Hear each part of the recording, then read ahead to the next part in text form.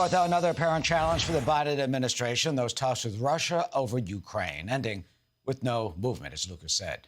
About 100,000 Russian troops are still massed along the Ukrainian border, and the Pentagon says that Moscow is planning a false flag operation to try and cook up an excuse to invade the country.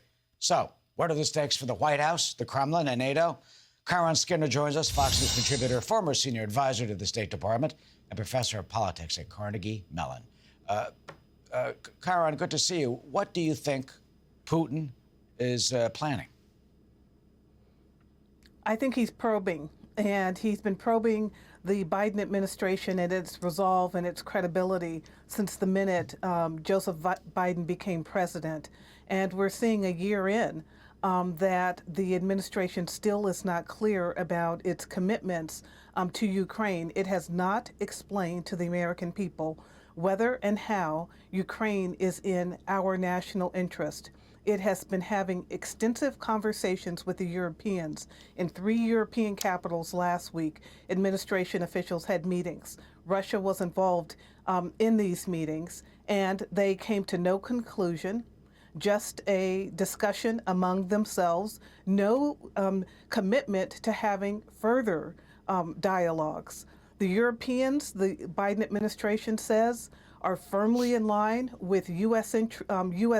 Statements and positions, and that they have interest in defending Ukraine, but it doesn't go deeper than that. They have talked. This allows. They have talked about, though. They have talked about taking measures. Sorry to interrupt, but they have talked about taking measures, such as strict financial measures, maybe cutting him off of the financial global system, if he does invade, and trying to use these measures to deter him. Do you think that what they've been discussing, you think and NATO, expanding out into other Eastern European countries, do you think any of that will be enough to deter Putin?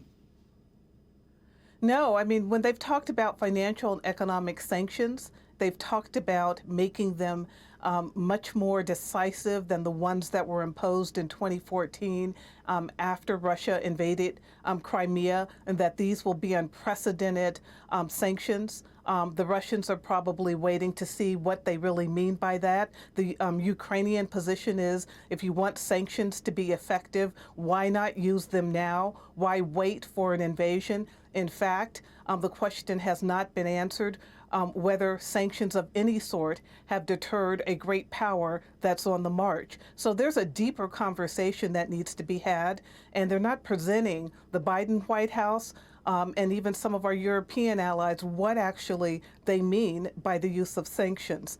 All of this buys time for Putin because it's his desire, it appears, to weaken the resolve of the Ukrainian people, to weaken, if not topple, the pro-West government in Kiev, to weaken the economy of Ukraine, thereby making it unnecessary to have an invasion, to just win by the fact that the West is not moving decisively and very specifically about what it wants to do.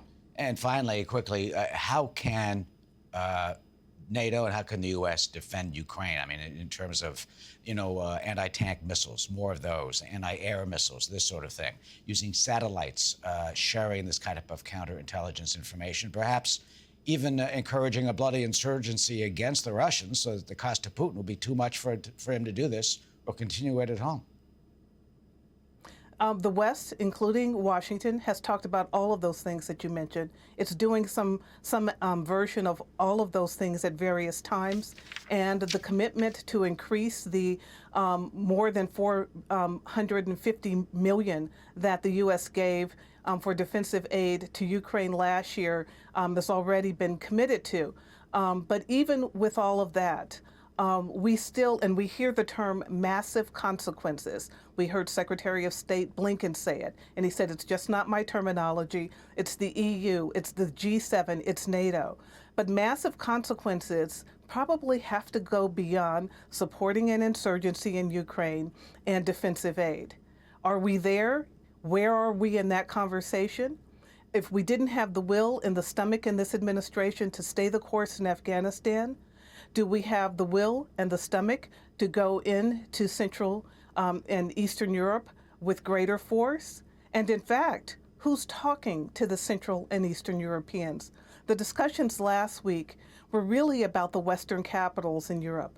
But the Central and Eastern Europeans are ground zero for not just Western security, but our own security. And they need to be principally in this conversation about economic, political, and military measures. Well, the future of NATO and the relations with Russia could be on the line here if Putin does as what some people predict. We're waiting and watching. Kiron Skinner, Fox News contributor. Good to see you as always. I'm Steve Ducey. I'm Brian Kilmeade. And I'm Ainsley Earhart. And click here to subscribe to the Fox News YouTube page to catch our hottest interviews and most compelling analysis.